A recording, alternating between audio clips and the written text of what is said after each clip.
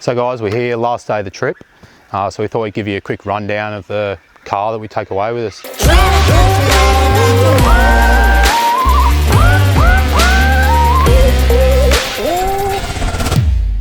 So 2016 Landcruiser, I bought it new in 2016, it's the pre-DPF model. Under the hood I've done remap, 3-inch exhaust out the back, and an MPC clutch. I mean, as soon as you do the remap, you need that new clutch or they slip. On the front, I've got TJM bulbar and went with the scrub rails and the side steps, and they do a really good job. You can see they're pretty busted up from sticks and everything on those tight tracks. GME aerial, and then I've got light force spotties and an Ironman winch down there. Aftermarket AirTech snorkel. The factory ones are terrible, so put that one on there straight away. Tyres, I've got the Black Track black rims with open country tyres. They're a 33-inch, which 285 75 16. They're, I mean, I think you can fit 35s, but the 33s are heaps for what I need. Underneath suspension is an Ironman GVM upgrade, so I think it takes your GVM up to 3,900. So that's the Foam Cell Pro shocks. Then come around the back, I've got the full custom canopy on the back, which I just love camping out of. It's fantastic. We've got on top of that a 200-watt solar panel, keep the batteries charged. So the batteries are 100 amp hour lithium DCS battery, really good quality. Up here we've got the battery monitor, Renogy battery monitor, which tells us exactly how much power we've got left in the batteries, how much power you're drawing, how much solar comes in. So that's really vital for making sure your batteries don't go empty.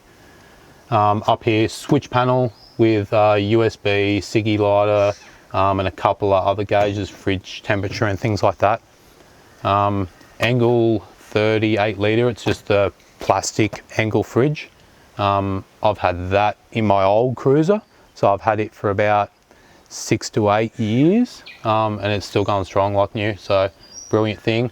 Another input down the side here, so if I'm parked the car in the shade, I can plug solar into that input and have a blanket out on the grass in the sun and still charge the batteries if you're there for a few days.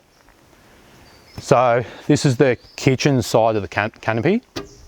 We've got you know, workbench here with the induction cooktop. It's run off a 2000-watt inverter, which is down underneath this drawer here, and it's brilliant. Just makes, you know, like set up for cooking on the side of the road and stuff really quick. You just literally slide that drawer out, press go, and you're cooking. And wind as well, the wind doesn't affect it, so it's just a really good thing. Here is our cutlery drawer, I suppose you'd say. It's got all our knives, forks, plates, you know, cutting boards, everything we need. This drawer here is our little pantry, so it's got all our food and everything. And I mean, we filled that full for 4 guys for 7 days, and it's still just about half full, so you can fit a heap of food in there. Down the side, toolbox, fuel filler, a few odds and ends, some straps, and you know, hoses for filling up the water tank and stuff like that. So underneath is a 70 litre water tank right at the front, up underneath the tray. So it's just got a tap on the back here, turn that, water comes out. No pump or anything like that, so it's just gravity fed, nothing to go wrong, nice and simple. Then behind that, at the back of the tray, I've got diesel on one side and unleaded fuel on the other side. So the diesel's just to turn the tap, fills up my other tank when it's run out. And then the other side, unleaded, it's just got a small tap on the back, which we just get a little hose, plug it on there, and fill up jerrys to decant that into the boat or in the rooftop tinny if we've got it on. Back of the car, I usually only carry 1 spare unless I'm towing the trailer, and the second spare on there from the trailer goes on. So they're both the same stud pattern, so if I really needed to in a pinch, I have got 2 spares for both the trailer and the car. Different sizes obviously, but it might get you out of trouble one day. Factory tow bar with the tread hitch on it for the boat. Up the top there, I actually don't use it that often, but I've got the awning on the side. I find the canopy doors enough most of the time. When you flip it up, you're usually stopping at lunchtime anyway, so that sun's directly above you and the canopy door gives you enough shade. But if I'm set up for a while, I pull the awning out. Round to this side, full drawers, the same as the other side. Same as the other side, little swivel LED light, flick on and off there, which is good at night. You can turn it in when it's not too bright, or turn it out and light up your area really well. Toolbox down here with all the recovery gear in it. So everything that we use for recoveries goes in and out of there.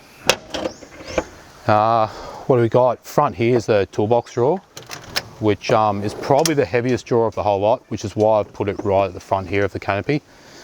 Just got all sorts of spares, cable ties, fuses, a full socket set, an impact driver which can double as a drill, then the recipro saw for cutting firewood, and we've got some metal blades if we have ever had to trim a boat mud guard off that we bent or something like that, we could. Up the top here we just bulk storage basically. Throw the swags up there, chairs up there. Cameraman's got his Expedition 134 boxes up the top there, and he just loads 3 of them straight on top, so they're nice and easy to get out, and plenty of room for other stuff besides what's in the drawers, so never done for space. I'll take you around into the cab.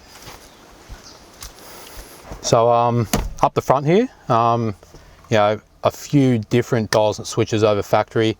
It's got the factory diff locks in it, so diff lock switch there.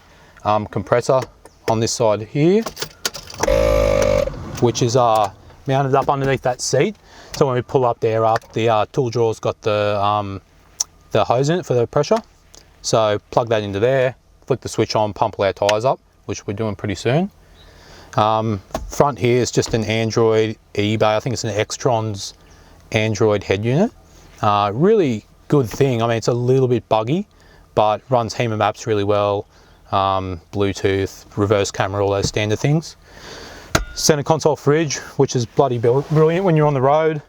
You know, cold drinks, beers, can of Coke, you know, even some fruit in there. Really nice luxury to have on the road. Scan gauge mounted here. So I don't check that very often, but if I ever had to clear some codes or something like that, it's there. Main thing I use to monitor temperatures and all that sort of stuff are these 2 Redarc gauges. So up the top we've got dual battery, which is the start battery on one side, the back battery on the other side, tells you what volts they're at. Then it'll give you a plus or minus amps for whether charge coming out. At the moment -2, the fridge will be on in the back, and then if you start driving that'll be plus 40 with the 40 amp charger. Then down here just LED spotlight switch and the compressor switch, and that's about it. So it's a nice functional setup, but a relatively simple setup as well. So that's it, end of the Cape York trip unfortunately.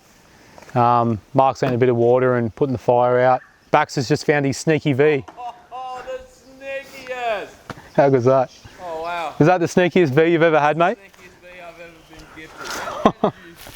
Oh mate, my mind is blown. Oh, so sneaky.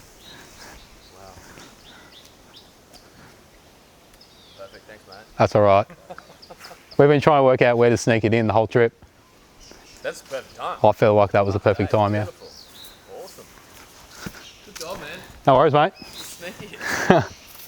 So yeah, as I was saying, end of the Cape York trip. We've had a ball, heaps of fish, heaps of different places and sites. Today, back through Lakefield, the usual stops, some fuel and food on the way home, and back to reality. So thanks everyone for watching, we really appreciate it. And we hope that we can bring you more episodes like this in the future, and we really look forward to it. Cheers.